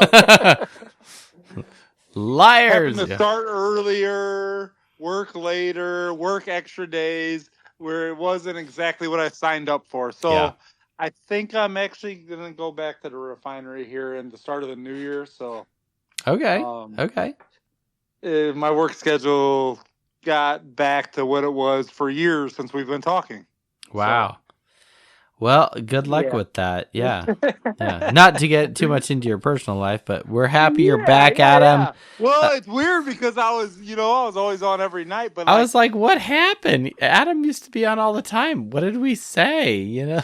No, it was nothing bad. It's just I just had to go to bed a little bit early, like right when the show was starting is like when I was kind of like going to bed. Okay. Yeah, so and you're on Central Time over there, right? So you're that's a wrinkle there. Okay, okay.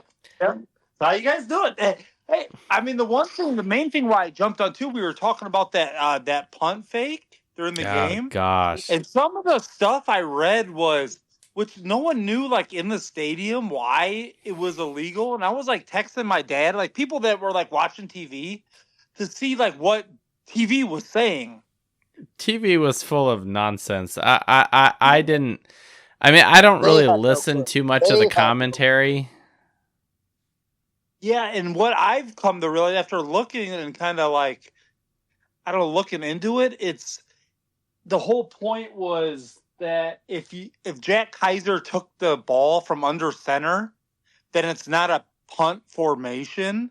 So then your linemen have to be. But if he takes it as a shotgun snap, you're still in a punt formation. That's the rule. So if you're not in a normal, you can't punt from under center. That's bullshit because you have done that. People have done that. You can punt at any point. You can punt on second down from under center. What are they going to do? Throw a fucking flag? No. They're saying that they let you have... See, this is a new thing. Like when we were kids growing up, your punt team, you still had linemen on the field, right? In the normal numbers. Yeah. Well, in the modern age football, they put more... With Crystal Pepsi, you have... specialists on the field, like guys that wear number 20 to guys that can run more on your punt team. This is dumb. This is the constipation that is watching the NFL do kickoffs right now. Okay, you've got guys lined up 5 yards apart, and then it's like you have to wait until the guy actually catches it, and then it's like you have this like rugby scrum. It's like, come on, like, look, I understand they're trying to protect people, but and Red's. This is an attaboy to Red Snapper here. This isn't like if it's one thing where it's like, well, we need to protect the snapper because he's in a vulnerable position, his head's down, and he could be paralyzed if he was speared, with a. That's not what we're talking about, okay? I'm not talking about railroading the fucking long snapper. I'm talking about you have 7 fucking people on the line. 7 people on the line, 4 people in the backfield. Anyone who knows a damn thing about football knows that's a fucking legal formation. One guy in motion, going horizontal, perfectly fine. I don't give a damn what your jersey number is. I don't give a damn where you are, whether you're under center or under the guard's ass, and you have a guy out in Timbuktu playing punter. That's a shout out to you, Mac. I don't care. This is a fucking bullshit rule, fucking bullshit penalty. It should be a touchdown. And Faison juked the fuck out of the guy. that guy got his leg fucking broken. Did you see the article that John Bryce put out? I did not. You'll have to tag me or something. Yeah, I kind of like retweeted it because I'll go find one of it. those official experts, I forget what his name is. Is it Terry McCauley? Because he did not. Yes. He did not block me. I actually talked shit to his face. I was like, he blocked me because he blocked you. He blocked Coach Parsegian too. Yeah, he blocked me because I retweeted the article to him that shows the rule. And I did see that. I agree the rule's stupid, but the rule says if he takes a hand-to-hand center exchange, then the guys on the line have to have certain numbers. But Marcus told you in the press conference, no, we made sure Kaiser took the snap from the shotgun, that it was not under center. So that's why the play was legal. And that's why the ACC hasn't responded to Notre Dame, because they were wrong. They are wrong. So being a real man, admit when you're wrong. That's why Marcus was so mad. We've seen Marcus Freeman for years. You think he would be that upset if he thought he was in the wrong? Did the gum fly out of his mouth? It was almost. Shits were going down when Marcus Freeman's gum is flying out all over the turf somewhere. He was pissed. The fucking intern has to go find it and like sweep it up. You know what I'm saying? Your piece of gum. But it's the worst when you're in the stadium and you're trying to figure out what happened. It's like, I can't imagine the confusion in the stadium. Everyone's like going, crazy and high-fiving strangers, and all of a sudden you're like, what the fuck? That was awesome! Like, why do you take that away from me? The same thing. Oh, the kickoff pisses me off too. Yeah, and I thought it was a touchdown. We all thought it was a touchdown. We're like, what? Who else didn't know that that was a rule either? Adam, were you in your normal seats when you saw that shit, or were you up above, wine and cheesing? Hey, there's no cheese there. Or were you whining? I'm trying to. Moved. Okay, so I'm trying to call you a high class, person, and you're making me. This year we moved our normal seats that were on the field, which you've seen me for years. Yes. We moved up top. What? So we're up top now. Really? Yeah. Okay. So that's where I'm at. I lost a little bit of disrespect. What? Really? Well, blame Mrs. Dowling for that. Okay. All right. Well, hopefully the real estate business is booming. That's all I gotta say. All right. That's what it comes down to. But to be honest with you, you know what? Otherwise, she'd be freezing her ass off, and it's cold. You know what I'm saying? Yeah, that's why she likes to eat whatever. But I hear they serve alcohol up there now. Oh yeah, that's why I gotta watch myself in the parking lot. Oh really? Do they make you pee in the trough before you go up? No, I just gotta make sure I don't too much. You know what I mean? Oh, because you're too much. All right. Anyway. But anyways, you see the game a lot better from up there. That's true. I bet you do see it live. Yeah. Well, good. Yeah.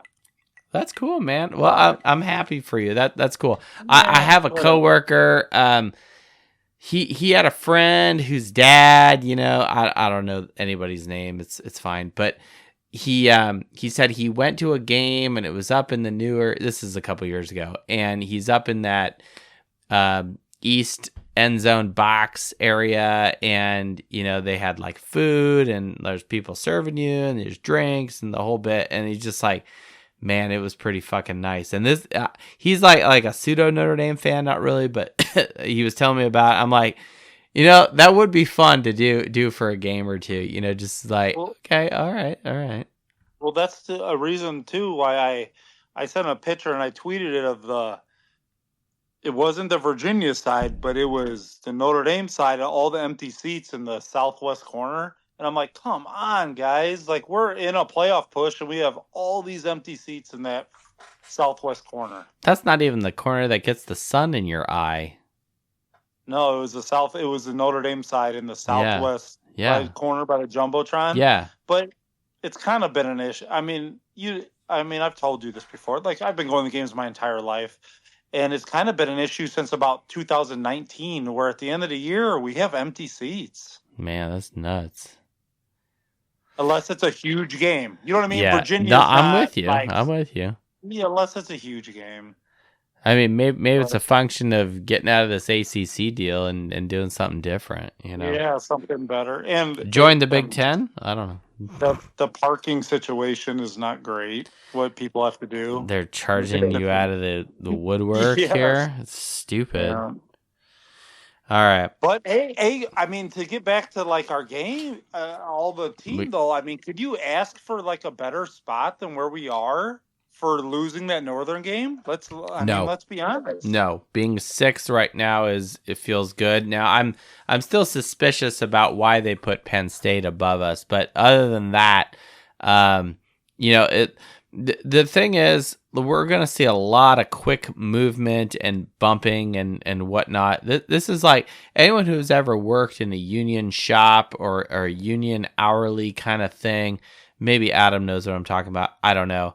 You know, anyone who's like with the Teamsters or the UAW, it's all about seniority, right? Especially in a union shop. And I wasn't in the union, but I worked in a union shop. And so I hear things.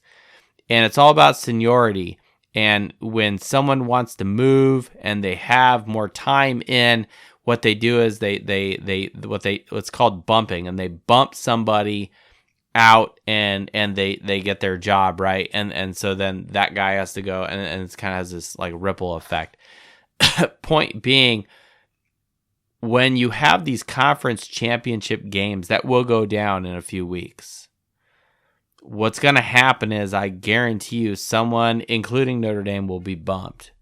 Now, who they get bumped by is another story, and that'll be a function. That's where the real arguments will happen about, like, well, this team has 2 losses. Notre Dame has just the 1, and it was a long time ago, and look at who they are now, and look at the statistics, and like, there's going to be a lot of discussion coming up in the near future, which 5 Foot Nothing Pod will not talk about because he's not permitted apparently now to preview anything. He's only supposed to speak in the past like a Ken Burns historian.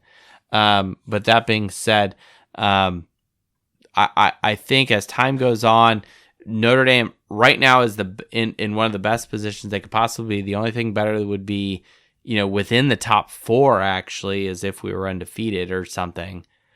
And then you know, being bumped accordingly based off of, you know, the automatic bids for conference champions or what have you. So, yeah, I think it's great. It's you have Army, you have that House of Horrors in Los Angeles. That's what you got to deal with. That's right. And USC sucks right now, which is great. I hope UCLA beats the shit out of them. I was really disappointed that Nebraska did not get it done, but you know, it is what it is. All right, Adam. What do you guys think? Just real quick, I'll get off here in a minute. No, that's cool. What do you guys? I know you guys are, you know, LA guys, but what do you guys think about this new quarterback they put in at USC though? Don't know, don't care. Don't know, don't care. He's a backup. The USC people seem to think like he's fixed all their problems. Yeah, I'm sure they think that. What I mean, well, and I don't, and that's without looking at any statistics. I mean, and like, how else could they? What else would they think? I just a little bit watching on Twitter. You know what, SC? How about you fill up your stands with fucking people that care about your football team? Don't give me this bullshit that like, well, the Lakers were playing the same night, and it was the World Series, and 2 of the greatest high school teams in the country were playing the same night. Go fuck yourself, USC. Your fans are trash. Not nearly as bad as Miami fans, but they're still fucking trash. And you have no loyalty, and you guys don't actually care at all about your football team. So go fuck yourself, USC, because I don't like you. All right. Hey, guess what? I guarantee Rant that stadium will be sold out on November 30th. Of course it will, because all the Notre Dame people are going to be there like, fuck yeah, let's roll, baby. Yeah. All right, guys, I'll get off. Green out the Coliseum. I'm calling it now. Green out the Coliseum. Do it. Let's do it. Unless actually, what Luis is going to say is going to say bling out the stadium, right? He's got his chain and whatnot going. Although, Luis, I do have a little bit of reticence with your chain. Nothing against you personally, man. It's nothing personal. I just get night terrors thinking about that fucking Miami game from 2017, man, with the fucking turnover chain. And that's all I see when I see your chain. It's nothing against you, man. I just got to roll with this. I just got to put my big boy pants on, whatever.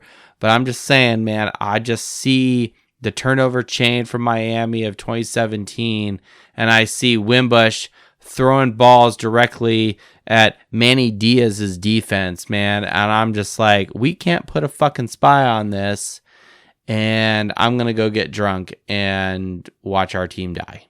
And Josh Adams can't do shit. Okay. Nightmare over. Let's see here. Red Snapper, what should we do? Should we do stats or should we do people? People, stats, people. Red Snapper, you decide. This is where I need a coin to flip. Oh, maybe Red Snapper's on the job. All right, we're going to do stats. So we're going to move the show along. And if people really want to talk, I see Mac, I see Mike, I see Ryan. We'll get you guys in a second. Let's see here. All right, Army Shamrock Series. Okay, so the last time we played Army was 2016. Now, here's the deal. All right, first, some negativity about this whole thing, right? We already gave some shit to the Yankees earlier. Why the weird mashup between Notre Dame football, Yankee Stadium, and baseball? Like, do we have to fucking do this again? And here's why. And I'll come back. I'll make this a little more positive, so just roll with me. But first, I've been building this up, since the beginning of the season. Okay, why the mashup between Yankees and baseball and Notre Dame? Like, I realize that Notre Dame football and the Yankees and baseball in general go back to a time of yore. Baseball is America's pastime. I get that, but when I have visions of this game, I have this vision of Gangs of New York and some dirty, smudged-faced street kid looking through a chain link fence with his hands on the fence, being like, "Hey man, hey, you can see the game here." Like that's the vision I have of Notre Dame playing against, another team, in this case Army, in Yankee Stadium. That's the vibe I get of some, Great Depression era type of visualization, okay, okay, all right, fun aside. But here's another problem, okay? We've done this before. We played Army in 2010 in Yankee Stadium, okay? We played in a fucking Pinstripe Bowl in 2013, okay? I was in England, actually. I was watching the game on a laptop at the time, but I thought of that today. We played in Yankee Stadium in the Pinstripe Bowl with a dog shit field, okay? Who knows how the field's going to be? So watch out for a bunch of slips, trips, and falls and potential ankle injuries on sod that is not meant to capture football, all right? So keep that in mind, okay? And then we were there in 2018, and those jerseys were trash. I hated those jerseys. I'm sorry if you like the 2018 jerseys, and that was a Shamrock Series too. So we're doing another Shamrock Series in Yankee Stadium again, 6 fucking years later, and we're just gonna recycle the Yankee Stadium thing for all the East Coast people, because there's no way in hell we're ever going back to Fenway, because we don't have the balls to actually play in a real football stadium like where the Patriots play, which would actually be cool. But then who the fuck are you going to play? You're going to play Boston College out there? No, just go play them in Chapel Hill. That's good enough, right? So there's no good teams to play on the Northeast. Army's which is surprising, is the best right now in the Northeast. And the fucking pinstripes, I fucking hate those jerseys from 2018. They were stupid. There's no need to do this. Some big Yankee donor, someone who's probably got their fucking name on a building, respect to that person. Thank you for making Notre Dame great. But and giving them all your money, which isn't all your money because you're probably loaded. But the point is, those jerseys were trash. They actually look kind of boring. And you sacrificed the gold helmet, which, why the fuck would you ever take anything off your head? I don't know. Like, yeah, I mean, thank God we beat the shit out of Syracuse, which was cool. But it's like, we've done this before. Syracuse 2018, Yankee Stadium 2010, Pinstripe Bowl 2013, and now we're doing it again 2024. Okay. Oh, and the last time we played Army was in 2016, a shit dog season. Another fucking Shamrock Series game and I didn't like those jerseys. They just looked like pea soup. Maybe it's a function of the Alamo Bowl and the shitty lighting. I don't know. But we had this like weird like camo thing. Some people like them. I didn't. All I gotta say is like, now the jerseys this year actually look decent. I do think that they've learned their lesson on the jerseys. The Shamrock Series is not every year, so it does feel like it's a little more planned out. Now, what I will say is this. If you really go back in history of the actual game at the Polo Grounds in 1924 and the actual 100 years anniversary of the Four Horsemen, which we'll get to soon, which was a win, 13-7. That game took place in October, mid-October of 1924. Well, our mid-October game that would have been the closest to that time was the fucking Georgia Tech game. So Notre Dame, unfortunately, if you were really trying to align the stars as close as possible with the closest Saturday to said game, you should have swapped the Georgia Tech game and this Army game, and then it would have been better. Okay, so plan better. Okay, so. All right, that's it for the negativity. Am I excited about the Shamrock Series? No. Do I care? Not really. I'm with Adam Dowling on this. Like, just play every fucking Shamrock Series in Vegas is pretty dope. Play in SoFi. We're gonna go play in Lambeau finally. Next year, a couple years from now. I don't remember exactly when. But that's cool, right? I've been saying, go play Colorado or Boise, in Denver. Okay, that'd be cool. I saw something dope of this week. Play Missouri in Kansas City at where the Chiefs play.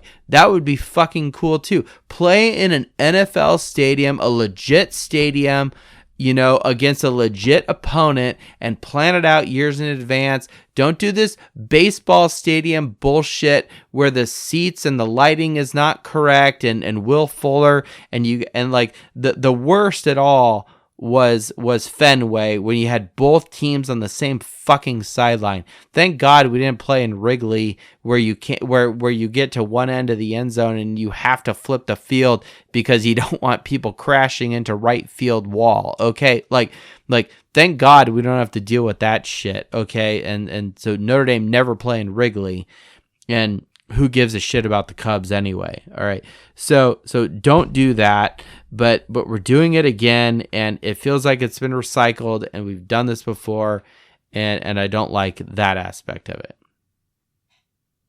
Okay. Enough of the negativity. Now, I do have some positive things to say about this going forward, but we will open up the floor to let anyone else who has maybe in a similar opinion to jump in. So let's jump to Mac. Mac, you've requested to speak. We're going to invite you to speak. And we'll go from there. Maybe he just wants to go back to talking about punting. I don't know. But Mac, you're on mute. Come back to us. Maybe you want to talk shit about the Yankees too. Oh, well, not really. I mean, they buy a team. And I hated the World Series. It was number one spent team versus number 2 spent team, and I'm a Giants fan, so I really hated it. So. Okay, thanks, Mac. Next caller. Okay. Hey, your Stars, they're in third. Hey, they're looking okay. They're okay. The season is young. I don't know. I think we're. I don't know. Hey, my Sharks are at least watchable now. That's good. No, I mean, I always like the Sharks. So, Mac, No, what do you got to say about the Yankees or Notre Dame right now, where they're at? They're 6th in the playoffs. What's your take, man? I'm a little. My takes are always a little bit guarded and pessimistic. That's fair. You're a Notre Dame fan. You're a Giants fan. Hey, you know what? I've seen them win in my lifetime. Anyway, this is true. At one point, you had a good stretch of every odd year. Yes. Anyway, I am still not bought on this team. I think they're going to win on Saturday, and I think they'll win. I think they'll win in US. I think it'll be kind of close, but they'll win in LA. But I feel like this team is missing a gear. This team, every single game, they start super, super slow. Yes, that is concerning. And that worries me. If you were to play an Alabama or to play another team, like they didn't get 14 points against who'd they play 2 weeks ago? FSU, and they didn't get to 14 until the second quarter. They didn't get to 14 until in this game in the second quarter, was it? Am I correct? Are you saying that the offense is gonna screw us again because it takes way too long for the offense to get cooking? Well, not only that, there's lack of discipline. How many holding penalties were there? I mean, there were a lot of penalties. I don't know. They just need to kick it into another gear. The only one that was really detrimental, in my opinion, was the illegal hands to the face that negated a 76-yard or whatever fucking passing touchdown, right? But you get my point. I do. Got a lot to clean up, and that's where I say, like, boy, you have to. It's almost like this team has to. The offense and the other two parts of, there's 3 parts of football. The other 2 parts have to pick up the slack. Correct. So that the offense can turn it on in the second quarter. And what you're saying is that good teams don't do that. Good teams, they're firing on all cylinders. Defense and offense are killing it, and the offense is ready to go and ready to put up 21 points in the first quarter. That's kind of been Notre Dame's MO for a while now, and especially during the Freeman. I don't know if it's a lack of preparation, if it's a lack of. Here's something that I'm gonna say. I'm gonna give them an attaboy. That means that they're good at adjusting, and that is good coaching. Yes, that means that you're able to make adjustments, and that's very hard to find. So I'm gonna give them an attaboy of that, but I don't know what it is that are they not scouting correctly? What it I'm not in there, but I am concerned that they get to slow starts because this team has never had to come from behind. And they did once against NIU and they lost. So I wonder, what would happen if they played against Alabama and they had to come back from 10 points, from a 10-0 deficit. Can they just turn it on? I don't know. Also, I got the tweets about the punting. Yes, and I said a blind squirrel finds a nut every once in a while.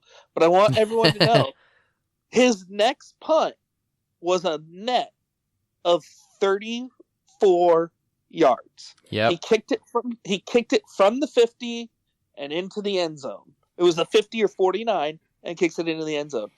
If I am Marcus Freeman and I'm in that situation, maybe you think about going for it. I don't know. I don't think that was the right situation. Well, and what's funny the point is if you're only giving up 30-something yards. and I think Freeman's onto you, man, because it feels like we're going for them more on 4. I don't have this broken down, but and then certainly on kicking field goals, we're going for it on fourth, Right. we're doing fake punts and shit. Like it's there, and maybe there's a statistical element. What was it? There's some, and I read this article a long time ago, but there was some high school football coach that one state or whatever. I don't know where it was, like Tennessee or something, and they notoriously did not punt. It was like it had to be like a real bad like you're at your own 10 kind of situation where you're going to punt.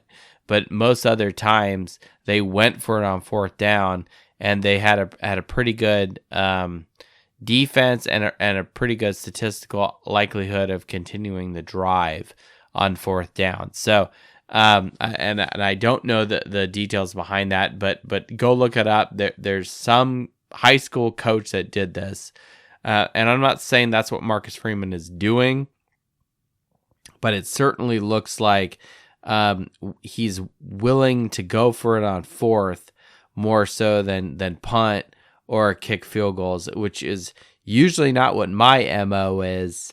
But with this team and with this coach, he's definitely moving in that direction. And one more thing that I'm going to say, and then I'll jump off. What really scares me with them getting to these slow starts is, Notre Dame, sure, they look good. The defense looks good against Virginia. I'm not saying that defense is bad, but they haven't played Alabama yet. No. Or they haven't played Penn State yet. Yeah. And so my question is 67th in strength of schedule. If the offense gets to a slow start, can the Notre Dame defense contain them to 6 points or 9 points before Notre Dame can get on the board, before the offense gets going? Yeah. That's what I mean by the punting game is really important, because those extra 20 yards can be a difference between 7 and 3 points. And that's what I've been trying to say the whole I year. agree. No, and that's been something that's been nagging me too, because it's like, look, our strength of schedule is not good. It's not necessarily our fault. These opponents we have on our schedule, like all we can do is just pound the people in front of us, right? Which is what we should do. But the question is, well, how are you going to respond to an Alabama or an Ole Miss or a Georgia or a Tennessee? Right. Or, an Ohio State or even Indiana. These are teams that put up a lot of points. Maybe not Indiana, because they also haven't really been tested. But you guys get my point. Are we going to be able to perform? Is the defense going to be able to perform in a similar way than what we're used to seeing? Or are we in the death bucket thinking we're King Tut over here? And really we're going to be outclassed and outmanned, because that's happened to us before as Notre Dame fans. And that's not us being negative. It's us being realistic, because we have been hurt before, and we should be aware of that. And we should be aware of what else is going on, and not just have the rose-colored glasses on with Notre Dame and how they're performing. Anyway, that's my number one concern. That's why, because they get to these slow starts and they don't start kicking it in until mid-second quarter, I'm not sold yet on this team. And that's fair. Yeah. And that's it. Am I happy they're winning? And am I happy that the stars aligned to where they have a great path to the playoff? It's almost like in 2012 when the stars aligned. They had a relatively easy schedule, but that's kind of how I feel. Notre Dame's well, I think it was easier. It was harder. It was bad, but this year. It was harder than this year. In 2012, Stanford was ranked. Let me verify that. Do I have that here? Stanford was ranked 12th. I don't have strength of schedule. Oh, I do have strength of schedule. Weren't they? What Stanford was ranked, I know that. Notre Dame's strength of schedule. Okay, yeah, technically you're correct. Yeah. We finished Sagarin ranked 5th in 2012 with a strength of schedule of 21. Right now we're 6th in Sagarin with a strength of schedule of 67. So you're correct. The schedule was, quote, harder in 2012 than it is today. That is a factual statement, Mac. But I just that's what I worry about a little bit. That's it. And that's all I have to say. But I will say anyway, this though: there's a lot of things this team is doing, despite the fact they have a quote easier strength of schedule. That is way better than 2012. For example, scoring offense, right? Like that team was one of the worst on offense. We only put up 25.8 points per game. Our yards per point was pushing 16. We only scored 38 total touchdowns. We almost have that in rushing alone. Scoring offense, we already one talked thing about. I want to say, Joe, that's really big a difference. They're bigger in the pits. I felt ever since they got blown out against Alabama in 2012, they felt that they had to get bigger in the pits. I mean, And that I wasn't think the only time we got blown out by a team, but I'm not saying you're wrong. I think that Kelly really brought in and emphasized great offensive linemen, because ever since then you had like Mike McGlinchey. You've had, look at how many pro offensive linemen since 2012 I mean, Notre Dame has had. Aaron Banks. I mean, you've had really good, high quality offensive line. I mean, that was first round. Was that the last year of Ed Warner? I have this written down. And I think Freeman if is Warner also was still there. Freeman has also made a big emphasis of the pits and the offensive line. I mean, if you watch Notre Dame's first touchdown, I told my wife, "Geesh, I could have ran that in." Yep. The hole was so big. So I have to say that's one thing that they have done as a university. Is they really are focused and emphasized in the pits, and a lot of games are won in the pits, and that's why they run the ball so well. Is they have great, massive offensive line. And thank God we're not playing Pittsburgh this year like we did in 2012 with 3 fucking overtimes, because I was at that 3 overtime game, and that was a heart attack game.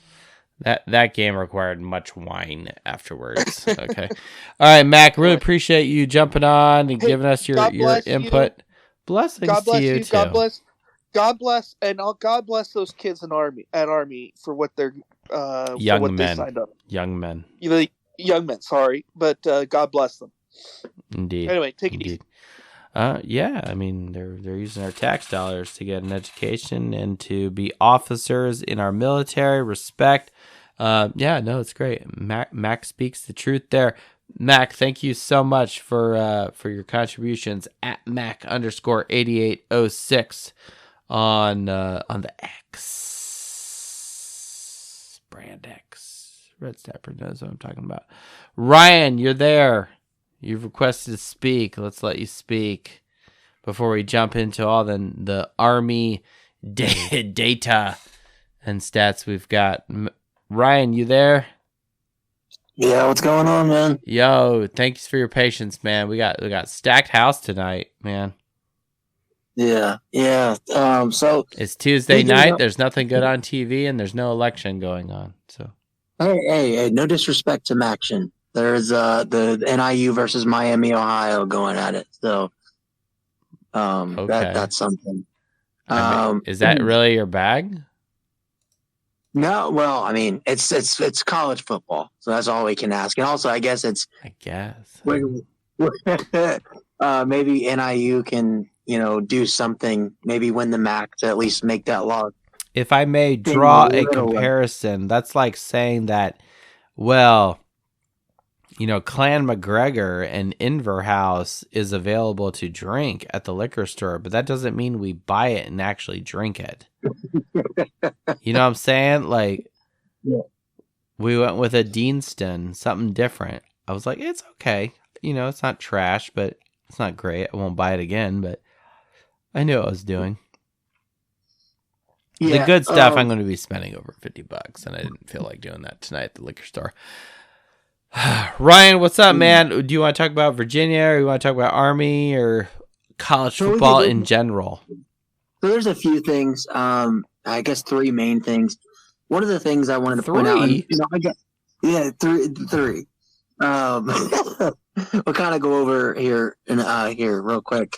So the first thing is I was at the Virginia game. I sat five rows from the field. Actually, I sat in the same seats I sat in for the Florida State game. I got to see the offense up close. I know that in my, the Notre Dame group chat I run, a lot of people were freaking out over the offense and saying, "Oh, well, yeah, we won. We're going to blow out Virginia, but the offense looks terrible." From me being there and a lot of other people that sat around me, I mean, I played football in high school. Yep. I played on the offensive side of the ball. Yep. To me, I thought that the play calling was very conservative. I thought that the offensive playbook, like Denbrock, was not in his bag. I think they were just like kind of going through the motions out there because I think they realized, one, there's a legitimate possibility of us be getting in the playoff. Two, we have a game against a ranked undefeated Army team next week that has a top 5 defense in the nation, whether or not who they've played or regardless. Yep. And you got USC on the road. So I think that they realized, hey, we can open the playbook 10% of the way and we can still beat Virginia pretty handily. And I think that's what happened. I think a lot of people are overlooking the fact that we had, I believe it was 21 points called back by, in my opinion, bullcrap penalties. Yep. The fake punt was one.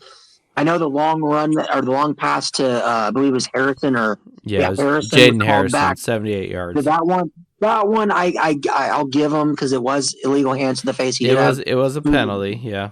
Yeah, but it was very deflating. There were 2 other ones that were also called back. So I mean, I thought that the fact we were up 35-4 or 35-7, we had 2 missed field goals because our starting kicker is still injured. And we had 21 points. I mean, one of those was right before the half, and it was like 50-yarder or something. Just like, my confidence was not high, going into halftime with that one, right? But the other one, the 36-yarder by Yoakum, I was just like, come on, man. The 36 yards, you're at this level. I expect more out of you.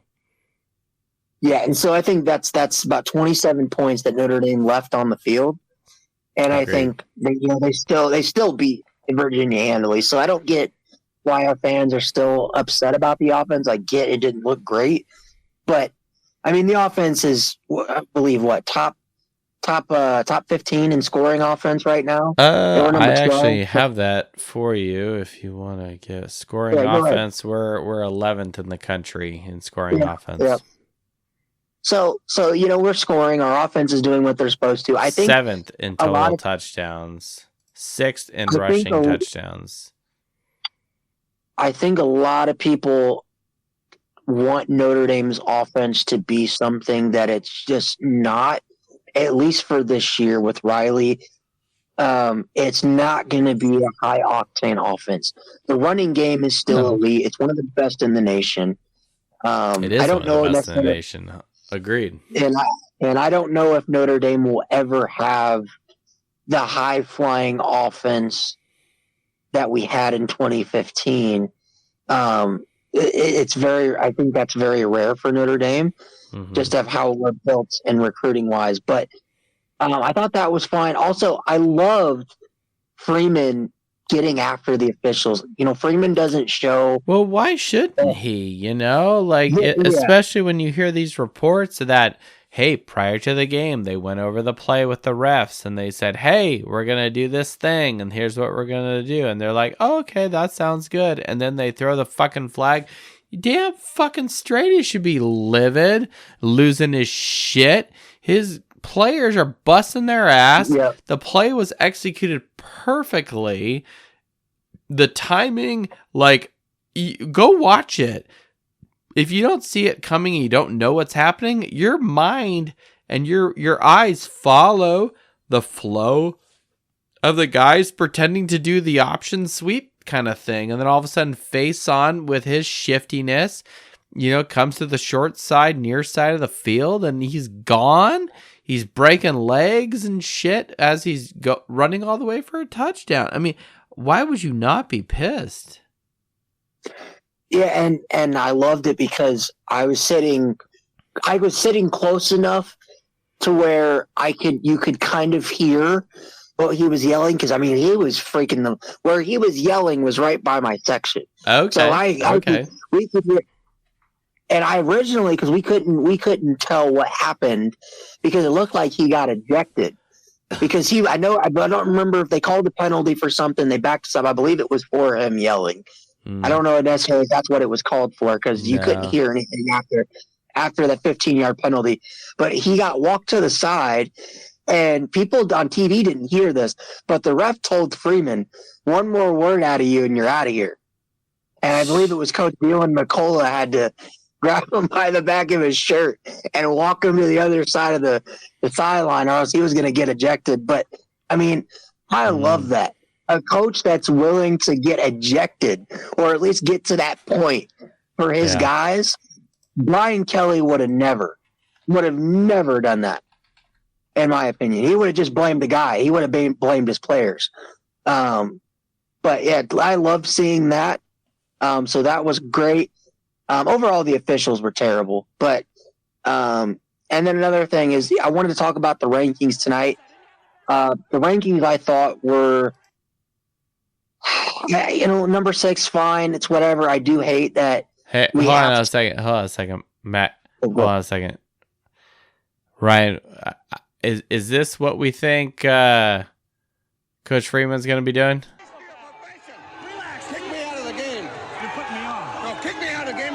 Screaming like a mad fool. Well, I guess you got your reasons. You're out of here. Nice. Yeah. What you didn't hear in the beginning of that, which I was trying to hear, is where Gene Hackman goes, "You got chicken shit in your eye." Oh, dude, no, it was wonderful. And it was hilarious seeing Freeman point to because they kept showing the replay on the Jumbotron. And Freeman is literally sitting there going, "Are you blind? Are you blind? Look at it. Look at it." I was like, bro, I love this. I love this coach. But yeah, bidding back to the rankings, I thought, like I said, the 6 is fine. I love that. I wouldn't mind. I don't mind being number 6. That's great. But I think what we're going to end up seeing, especially after this year, when we start talking about the 14-team format, you got to get rid of the automatic buys for conference champions. I agree. Not all conference champions are the same. No. The fact that Notre Dame gets punished. Especially this year.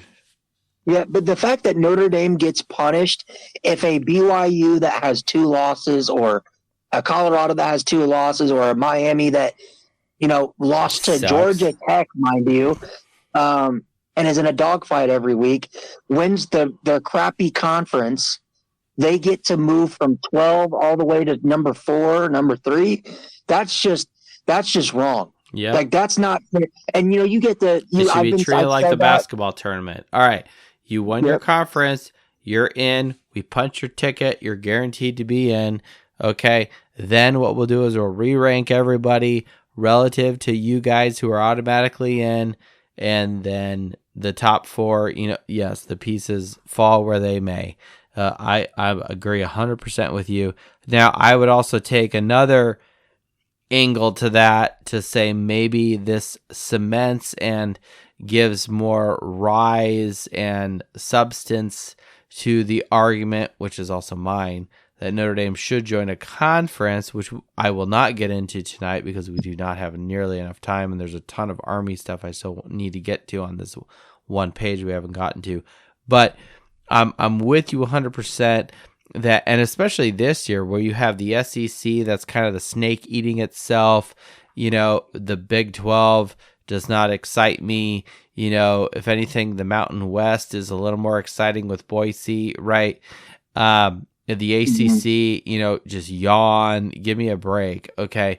What's more compelling is how the Big 10, you've got right now 4 teams, that are either 1 loss or no loss, okay? And I mean, go look at the rankings, right? Look at all those teams, above Notre Dame. How many of them are Big Ten teams and how many of them are SEC teams? One SEC team, the rest are all Big Ten teams. Yeah, but I will say, like, the whole argument of, well, okay, Notre Dame knew this was going to be a thing going in clearly. Like, we knew we weren't going to be able to get by. That's not. If we were undefeated, we would be number 2 in the country. Yeah. My issue is not with not getting a bye. My issue is this basically means that the rankings don't matter. You're basically telling Notre Dame, hey, you're the 6th best team in the nation, but in reality, we're going to drop you to number 8 because we got to give BYU, Colorado, or Miami or SMU a spot. Yeah. That's so bullcrap to me. When I first heard how the whole premise of this thing was going to, I'm like, okay, that's fine. I'm completely fine with 5 seed. But at the time, I didn't picture in my mind that, Boise State could get a bye week and Notre Dame and be like that in Notre Dame. That is 100% correct. That is so disrespectful to the games that are being played and the teams that are playing tough schedules. I mean, Boise is my second love, so I'm not going to be too pissed if Boise State gets a bye. But I'm with you. Look, there's a couple more weeks going on with the regular season, right? We got these conference championship shit going on, and so we got a lot to go to. Well, hey, Ryan, we're gonna jump over to other stats here, and I really appreciate your contributions tonight. Thank you so much for jumping on and holding on and being patient with us as we run around the bend here and get everybody a spot to think. We do want to give a little bit of, I had my little rant there about Army and the Shamrock series and playing in Yankee Stadium and just some overall Yankees hate versus, whatever. I will say this. What is cool is that Notre Dame did play Army every year from 1919 to 1947.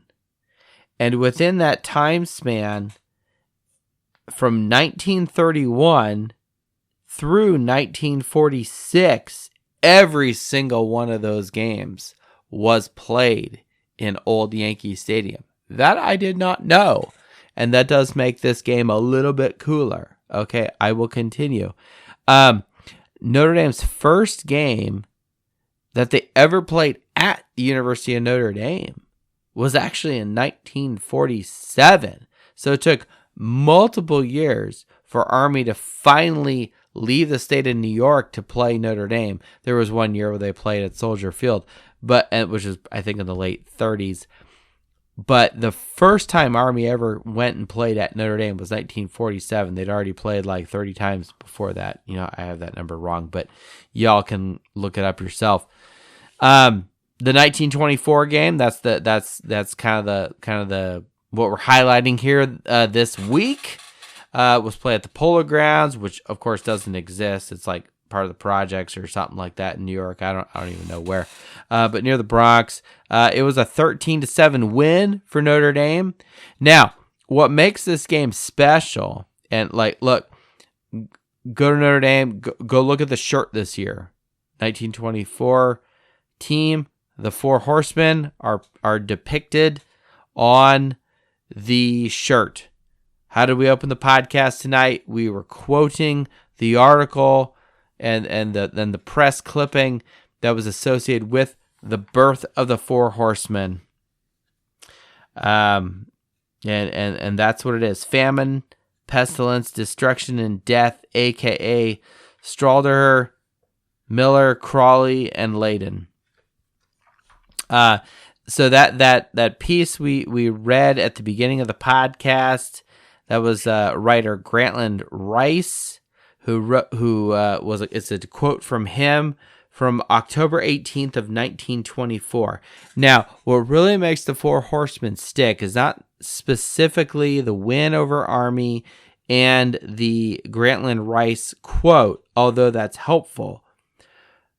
As soon as Notre Dame, and this is a little bit of history here, as soon as Notre Dame returned to South Bend, George Strickler, who was Rockney's student publicity aide per se, he thought that this would stick. Notre Dame was doing well. There was something special going on with that 1924 team. After a practice, he put the 4 horsemen, the 4 guys on actual horses. Upon returning to South Bend, we got a photo, and the legend was secured. Okay, the photo was shared through the press, through the wire services, what have you. And what's funny about that, when you take a step back and you look at comparing the times, number one, these guys played both ways, and there were certain rules about kind of like closer to soccer, how you had guys who couldn't leave the field, and if they left the field, then they couldn't play anymore, right? So most of the players played both ways. But all 4 of the 4 horsemen, Harry Strudler, Don Miller, Jim Crawley, and Elmer Layden, no one was over 6 foot tall, and no one was bigger than 162 pounds. Fast as shit, though. These 4 men, they played 30 games together over a period of, I believe, 3 years, and they only lost twice. And both of those losses were actually at Nebraska, which is interesting. So shout out to our Cornhusker friends. But for more details about this, I actually have a book, which I'm going to reread. I've read it once, but I'm going to reread it again. It's called Loyal Sons. Check my X profile. I put a photo of it, but it is a categorization of specifically the 1924 team, Notre Dame's first national champion squad.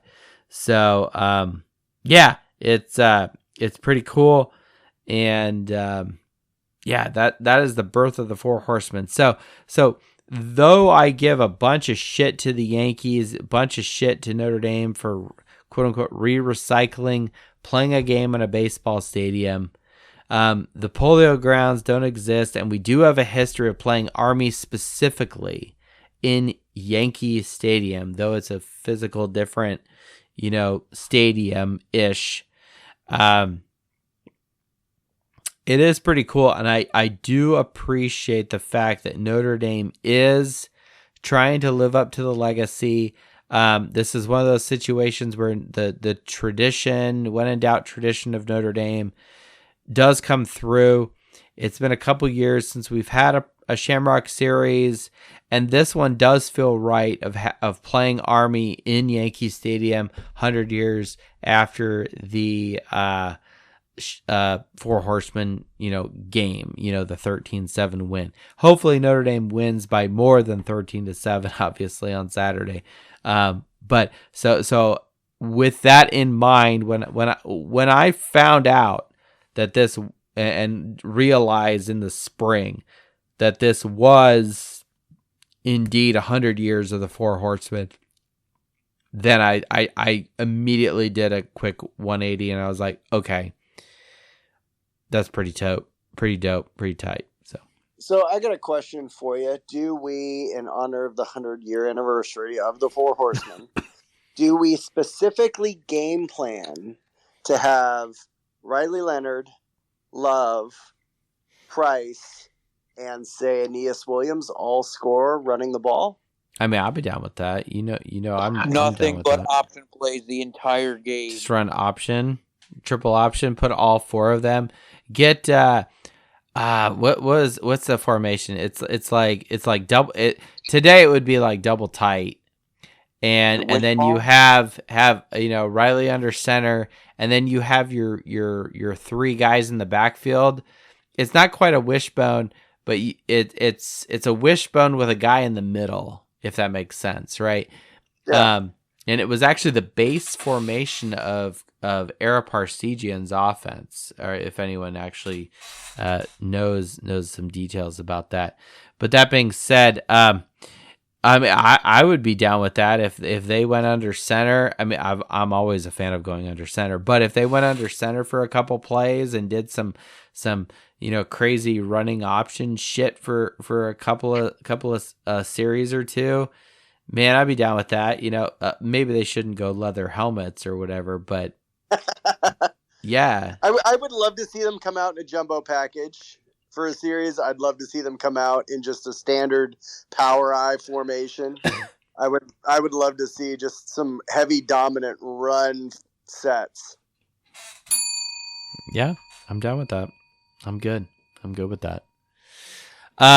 There's a couple of things we wanted to get to tonight here statistically, and look, Army's undefeated.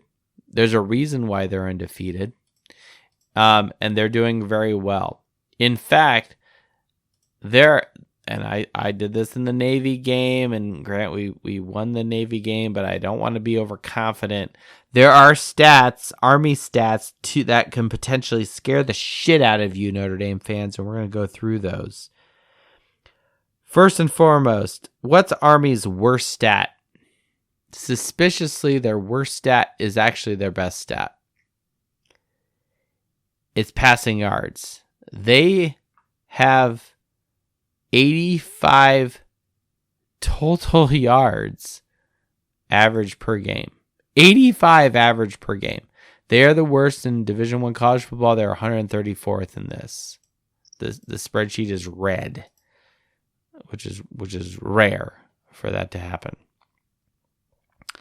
Now, why does this scare the shit out of you? Though they're not good in passing yards, and nor are they good in passing touchdowns. They're 124th. They only have 8 passing touchdowns. However, if I look at their passing attempts per touchdown, the efficiency of Army as a passing team, it is the best in the country. It's so good. They are so efficient with passing the ball that they can catch you sleeping, that they average a touchdown every 8.6 attempts.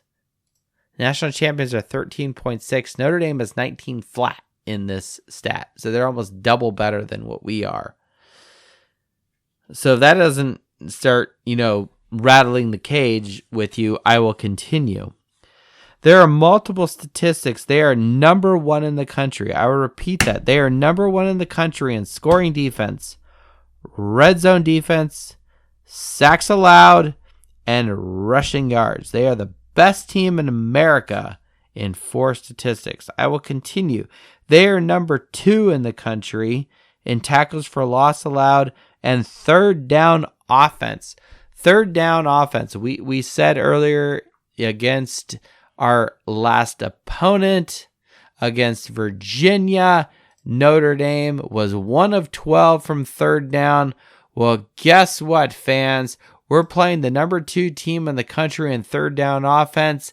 They convert on third down 53.5% of the time. Tackles for loss allowed, third down offense, they're number 2 in the country. I will continue. They are 3rd in the country in rushing defense. Now, maybe this is a function of the shitty rushing offense of their opponents. Granted, their strength of schedule is 137th. TBD, I didn't bother looking into that, but I will continue. They are 4th in the country in rushing touchdowns. And they are 5th in the country in both total defense and red zone touchdown defense. So 1, 2, 3, 4, 5, 6, 7, 8, 9, 10 fucking stats. Army is top 5. I only go through 25 stats, really. So if those things don't scare the shit out of you and make you think, well, wait a second, Notre Dame needs to bring their A game, you damn fucking straight they need to bring their A game. This Army team is clicking, and if we let them in, they will embarrass us. This is a good football team. They have a very experienced coach. Jeff Monken, he spent 4 years at Georgia Southern with a 70% win percentage, then went up to Army. He's been there now in this 11th year, and now he's finally 9-0. These are the Army cadets. These are guys who don't quit, which is what we want American servicemen to be. And we need to pay attention to what's going on here. So, I'm not saying the sky is falling. I think Notre Dame is going to win. TeamRankings.com is getting us a 92% win percentage, and the spread right now is 14 when I checked earlier today. So, that's where we're at, man. It's getting late. So, Red Snapper, your thoughts? Oh, I'm just kind of chilling, just listening to all stats. I love the tradition, the history of it. You know me, I'm all about playing when in doubt, tradition. The service academies, I love that. Playing multiples in the same year, but when you've got the history of 100 years of playing a school, and you look at the history of the horsemen going back and forth between Notre Dame and Army, and I mean, there's so many things that connect. Whether it's the Navy and Notre Dame or the Army and Notre Dame, the history, the tradition, there's a lot there. So I definitely love that. And I don't know, I kind of see where we can be a little conservative with our play calling this last week, also this week, potentially. We'll see. The game's going to determine a lot. I want to see us come out and just come out strong. Throttle them. We can literally put together an 8-play drive that eats up 5 to 7 minutes and score, and that's coming out strong. It doesn't have to be put points on in less than 2 minutes. That's true. Be proficient. Don't make bonehead mistakes. I think the biggest opportunity we have from last week is our stupid penalties that were self-inflicted. Yeah. So let's clean it up. And that's a good point. Maybe and I'll kind of take what you're saying and run with it here. Maybe it's a good thing that we kind of stepped on our own dick at times last week against Virginia, because now we can clean it up against a service academy that's going to play very disciplined. And so we have to strive for perfection. We have to strive and improve our craft. Like all we can do is beat the team that's in front of us, this Saturday. And that's all we can do. We can make comments and back to what we were talking about with Mac. It's like, well, look, we haven't quote unquote played anybody good.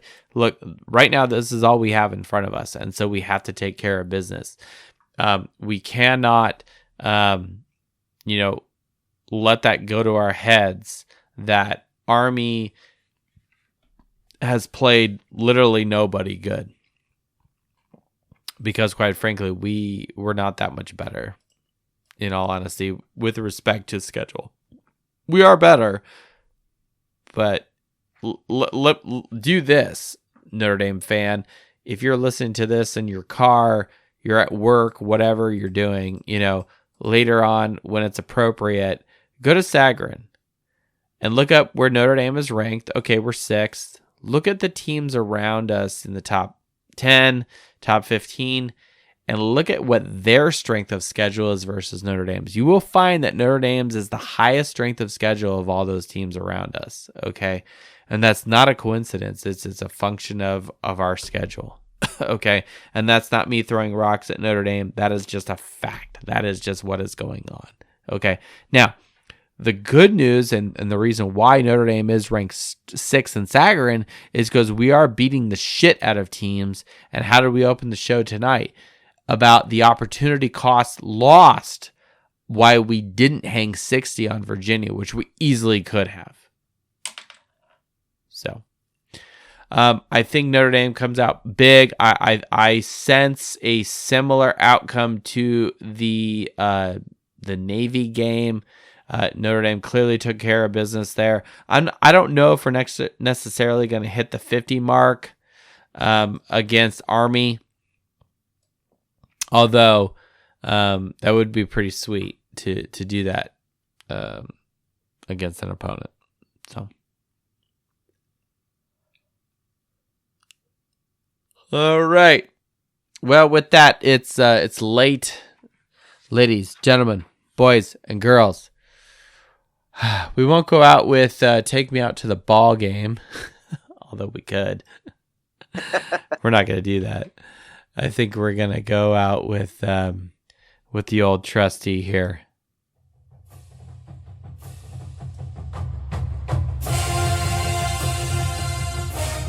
Thank you for joining us on the Fighting Irish Faithful Show. I know we got a ton of people listening. We didn't get to everybody. I'm sorry, everyone, but I got to start cutting this off, around 2 hours. But Special Samrock Series game, we had a lot of people, a lot of stats, a lot of information to get to. Thank you for joining us. Volume in the books. Well, it's really on tape or on digital, whatever you want to call it. Volume 141 is done. Fighting Irish Faithful, powered by Dos Leprechauns Media. Go Irish and beat the Black Knights.